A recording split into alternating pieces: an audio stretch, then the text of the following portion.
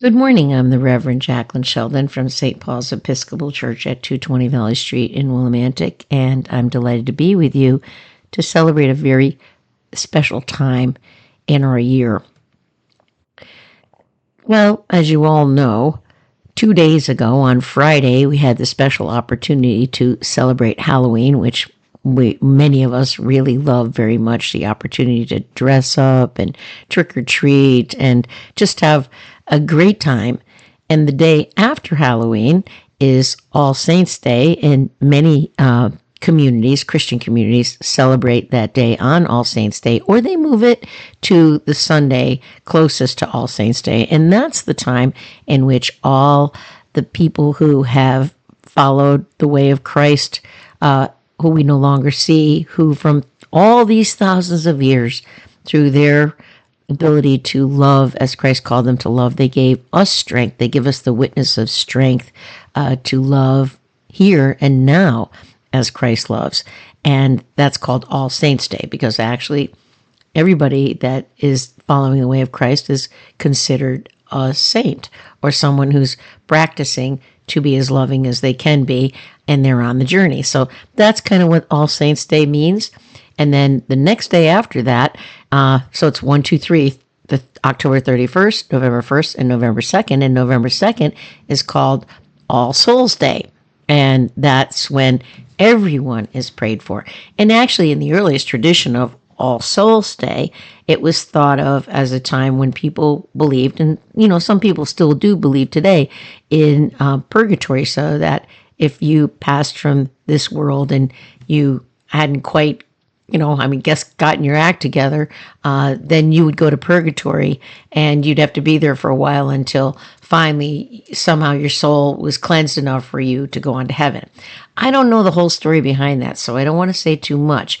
And our Catholic brothers and sisters, if you talk to them, they can probably explain the idea of purgatory better than I can, because I have to say, as an Episcopalian, that's not really part of our understanding or our practice. So, everybody has a different way of practicing things. But the really powerful thing is to recognize that all of us miss people that we no longer see. All of us have people in our lives that touched us in special ways that we want to remember. And so in the history of our world, they actually created this time. And it actually rose out of All Saints Day. So All Hallows Day, which eventually turned into the story of Halloween, was thought of as the beginning preparation of praying for the saints on All Saints Day. And All Saints Day was an extremely, extremely important time in the church, a high feast time. The priests would dress up in gold and white, and it would be beautiful, and there would be all kinds of prayers, and there would be prayers at night and prayers during the day and prayers during the morning, and they were all meant to bring together the thanksgiving and the remembrance of the saints. So we would start with All Hallows Eve, and then we would have All Saints Day. Because it started on the night of All Hallows Eve, that's how the idea of the trickster and the little bit of mischief making began to arise. That was part of what was the celebration then, and that, as we see, has grown into an even bigger thing in our day.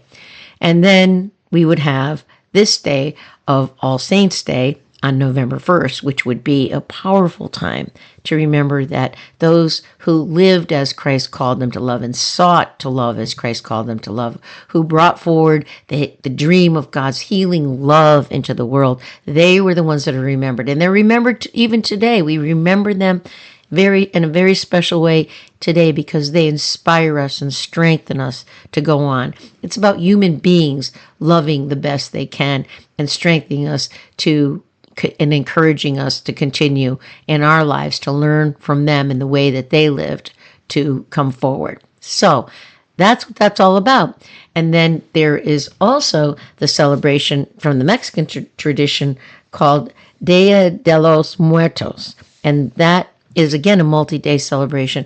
And for the people of Mexico, they do a beautiful service that I've attended a little bit of it, but some of you may know it much better than I do and practice it. And it's a beautiful time when they remember the people who have passed away, and this is done on November 1st and November 2nd. So you can see how all of us get together in a way to see the importance of remembering the people we love and no longer see.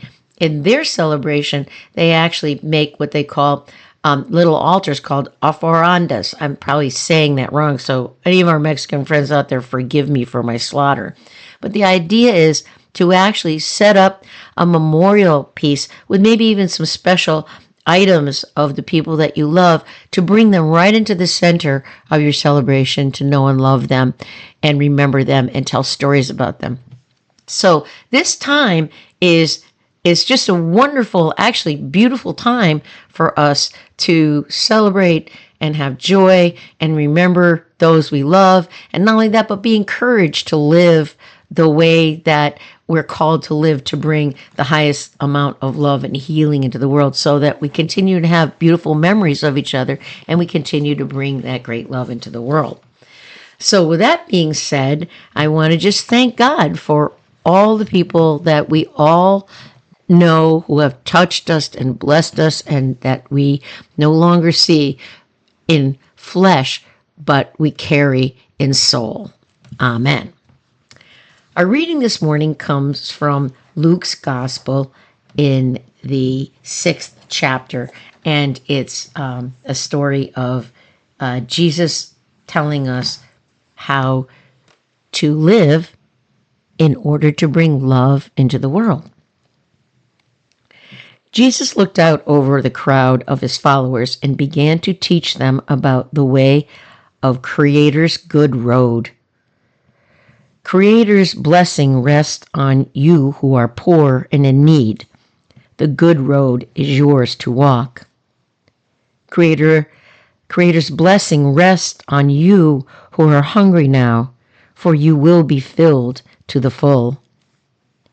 Creator's blessing rests on the ones who weep now, for your sorrow will turn to laughter. Creator's blessing rests on you when you are hated and rejected, looked down on and treated as worthless, all because you have chosen to walk the good road with the true human being. When this happens, let your hearts be glad and jump for joy. The spirit world above will honor you, for this is the same way your ancestors treated the prophets on their day. You are walking in their shoes now. Here is what he said to the privileged among the people.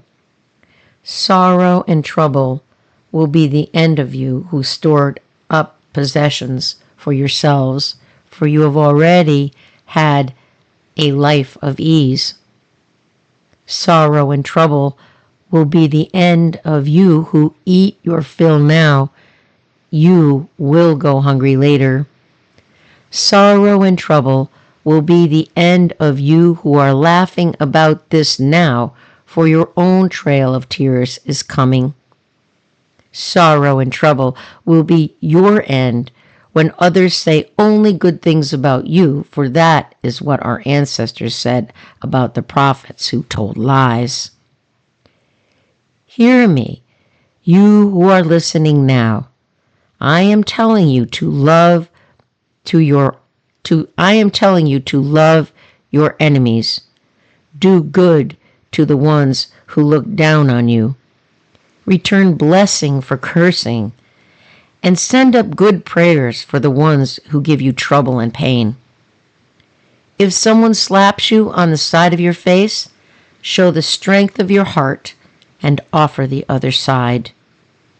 In the same way, if a thief takes your coat, offer your shirt also. When someone in need asks, do not hold back. Do what you can to help. If someone takes what is yours, let them keep it. Here is another way to see what I am saying. Help others in the same way you would want them to help you. The Gospel of the Lord.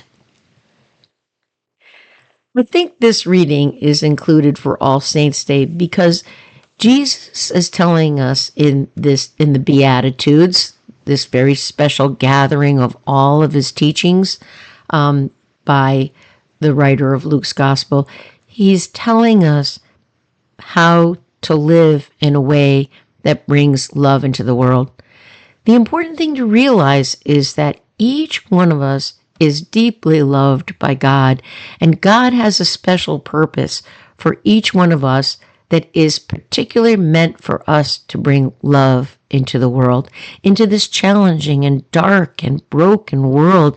That is how the love and the healing and the freedom that God intends comes into the world by us, those of us who follow the way of Jesus, being brave enough and strong enough to live a life that causes others to be inspired to love the way we love. But each of us can only do that in our own individual way. Our mission to bring love into the world is unrepeatable by anyone else. Only we, our individual selves, can bring it to our circumstance and our place and our time. Only we can do that. And so it is that when we listen to these words, we know that God is calling us and saying, my spirit is with you. I love you just as my spirit was with everyone you remember who touched you with love and makes you want to love, the way I was with Jesus and how he brought forth love to inspire you from the very beginning, an inspiration that never, ever fades or weakens. So, my dear, dear friends, as we celebrate this time, remembering the people we love and no longer see, who brought love and healing and inspiration to us, remember you are the one bringing that now.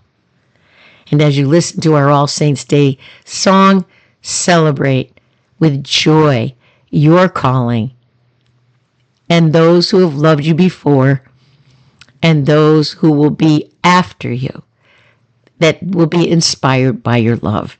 Be strong and know the love of God this day and always. Amen.